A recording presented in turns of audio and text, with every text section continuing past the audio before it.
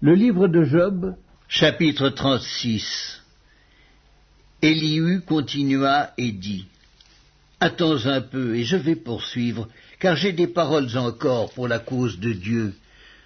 Je prendrai mes raisons de haut, et je prouverai la justice de mon Créateur. Sois-en sûr, mes discours ne sont pas des mensonges, mes sentiments devant toi sont sincères. Dieu est puissant, mais il ne rejette personne. Il est puissant par la force de son intelligence. Il ne laisse pas vivre le méchant, et il fait droit aux malheureux. Il ne détourne pas les yeux de dessus les justes. Il les place sur le trône avec les rois. Il les y fait asseoir pour toujours, afin qu'ils soient élevés. Viennent-ils à tomber dans les chaînes? Sont-ils pris dans les liens de l'adversité? Il leur dénonce leurs œuvres, leurs transgressions, leur orgueil. Il les avertit pour leur instruction. Il les exhorte à se détourner de l'iniquité. S'ils écoutent et se soumettent, ils achèvent leurs jours dans le bonheur, leurs années dans la joie. S'ils n'écoutent pas, ils périssent par le glaive. Ils expirent dans leur aveuglement. Les impies se livrent à la colère. Ils ne crient pas à Dieu quand il les enchaîne. Ils perdent la vie dans leur jeunesse, ils meurent comme les débauchés. Mais Dieu sauve le malheureux dans sa misère, et c'est par la souffrance qu'il l'avertit. Il te retirera aussi de la détresse pour te mettre au large en pleine liberté, et ta table sera chargée de mets succulents. Mais si tu défends ta cause comme un impie, le châtiment est inséparable de ta cause.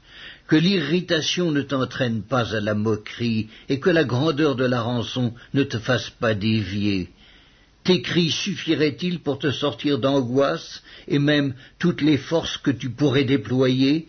Ne soupire pas après la nuit qui enlève les peuples de leur place. Garde-toi de te livrer au mal, car la souffrance t'y dispose. Dieu est grand par sa puissance. Qui saurait enseigner comme lui? Qui lui prescrit ses voies? Qui ose dire « tu fais mal » ? Souviens-toi d'exalter ses œuvres que célèbrent tous les hommes. Tout homme les contemple, chacun les voit de loin. Dieu est grand, mais sa grandeur nous échappe. Le nombre de ses années est impénétrable. Il attire à lui les gouttes d'eau, il les réduit en vapeur et forme la pluie.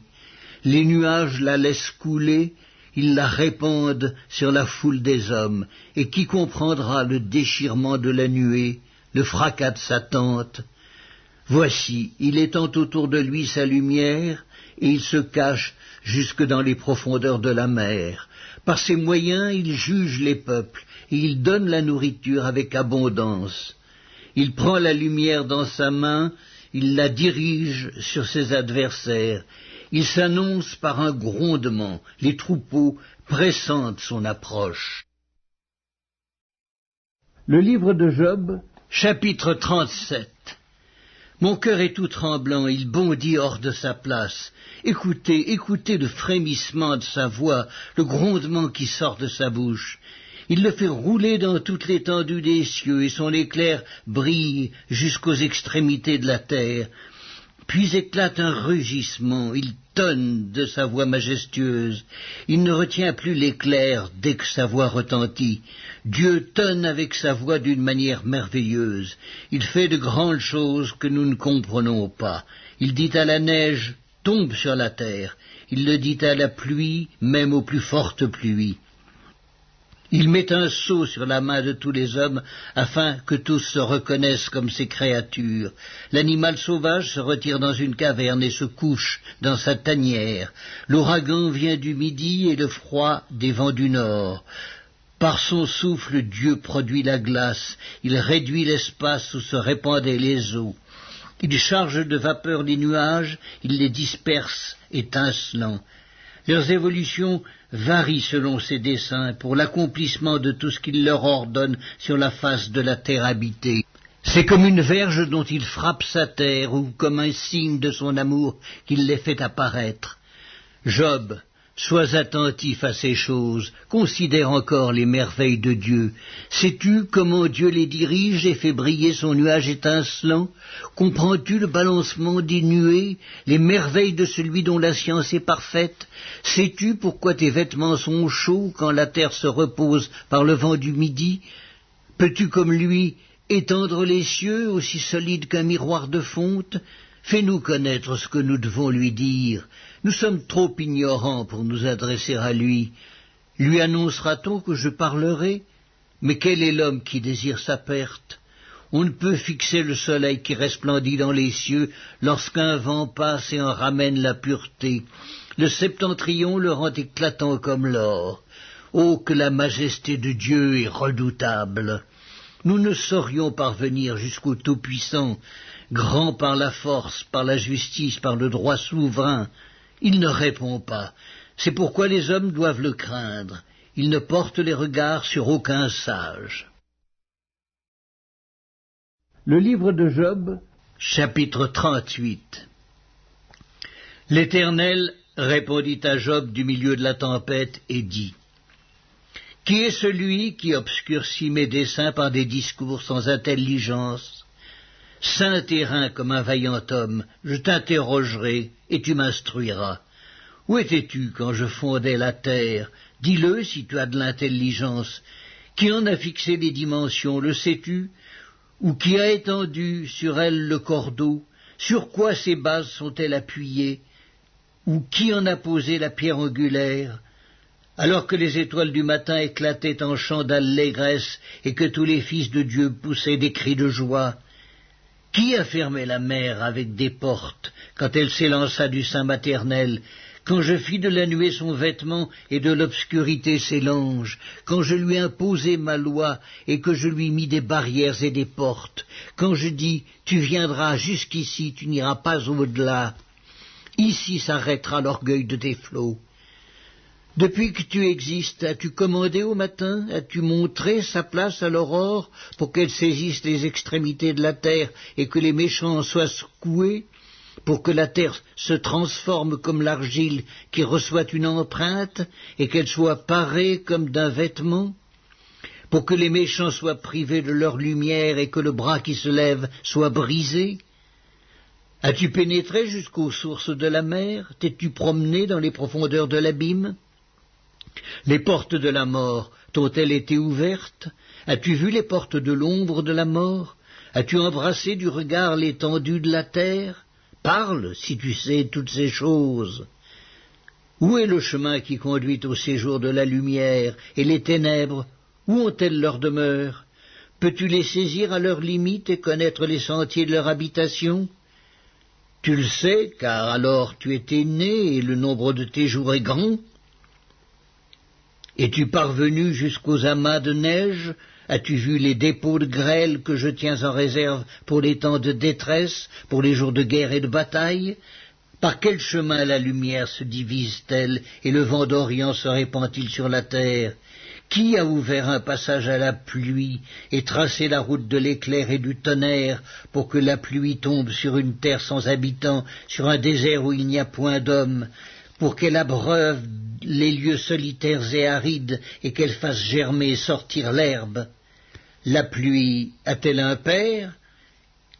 Qui fait naître les gouttes de la rosée? Du sein de qui sort la glace, et qui enfante le frimas du ciel pour que les eaux se cachent comme une pierre et que la surface de l'abîme soit enchaînée? Noues-tu les liens des Pléiades ou détaches-tu les cordages de l'Orion? Fais-tu paraître en leur temps les signes du zodiaque et conduis-tu la grande ours avec ses petits? Connais-tu les lois du ciel? Règles-tu son pouvoir sur la terre? Élèves-tu la voix jusqu'aux nuées pour appeler à toi des torrents d'eau? Lances-tu les éclairs? Partent-ils? Te disent-ils, nous voici? Qui a mis la sagesse dans le cœur ou qui a donné l'intelligence à l'esprit?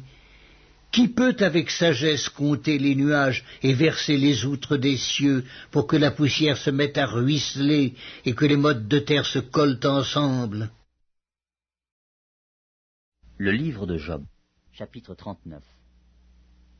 Chasses-tu la proie pour la lionne, et apaises-tu la faim des lionceaux, quand ils sont couchés dans leur tanière, quand ils sont en embuscade dans leur repère? Qui prépare au corbeau sa pâture, quand ses petits crient vers Dieu, quand ils sont errants et affamés? Sais-tu quand les chèvres sauvages font leurs petits? Observes-tu les biches quand elles mettent bas? Comptes-tu les mois pendant lesquels elles portent, et connais-tu l'époque où elles enfantent? Elles se courbent, laissent échapper leur progéniture, et sont délivrées de leur douleur. Leurs petits prennent de la vigueur, et grandissent en plein air. Ils s'éloignent, et ne reviennent plus auprès d'elles. Qui met en liberté l'âne sauvage, et l'affranchit de tout lien? J'ai fait du désert son habitation, de la terre salée sa demeure. Il se rit du tumulte des villes, il n'entend pas les cris d'un maître. Il parcourt les montagnes pour trouver sa pâture. Il est à la recherche de tout ce qui est vert. Le buffle, veux-tu être à ton service? Passe-t-il la nuit vers ta crèche? L'attaches-tu par une corde pour qu'il trace un sillon? Va-t-il après toi briser les mottes des vallées? Te reposes-tu sur lui parce que sa force est grande? Lui abandonnes-tu le soin de tes travaux? Te fies-tu à lui pour la rentrée de ta récolte? Est-ce lui qui doit l'amasser dans ton air? L'aile de l'autruche se déploie joyeuse. On dirait l'aile, le plumage de la cigogne. Mais l'autruche abandonne ses œufs à la terre et les fait chauffer sur la poussière. Elle oublie que le pied peut les écraser, qu'une bête des champs peut les fouler. Elle est dure envers ses petits, comme s'ils n'étaient point à elle. Elle ne s'inquiète pas de l'inutilité de son enfantement, car Dieu lui a refusé la sagesse. Il ne lui a pas donné l'intelligence en partage. Quand elle se lève et prend sa course, elle se rit du cheval et de son cavalier. Est-ce toi qui donnes la vigueur au cheval et qui revêt son cou d'une crinière flottante? Le fais-tu bondir comme la sauterelle? Son fier hennissement répand la terreur. Il creuse le sol et se réjouit de sa force. Il s'élance au-devant des armes. Il se rit de la crainte. Il n'a pas peur. Il ne recule pas en face de l'épée. Sur lui retentit le carquois. Brille la lance et le javelot. Bouillonnant d'ardeur, il dévore la terre. Il ne peut se contenir au bruit de la trompette. Quand la trompette sonne, il dit « En avant !» Et de loin il flaire la bataille, la voix tonnante des chefs et les cris de guerre. Est-ce par ton intelligence que l'épervier prend son vol et qu'il étend ses ailes vers le midi? Est-ce par ton ordre que l'aigle s'élève et qu'il place son nid sur les hauteurs? C'est dans les rochers qu'il habite, qu'il a sa demeure, sur la cime des rochers, sur le sommet des monts. De là, il épie sa proie, il plonge au loin les regards, ses petits boivent le sang, et là où sont des cadavres, l'aigle se trouve. L'Éternel, s'adressant à Job, dit « Celui qui dispute contre le Tout-Puissant est-il convaincu?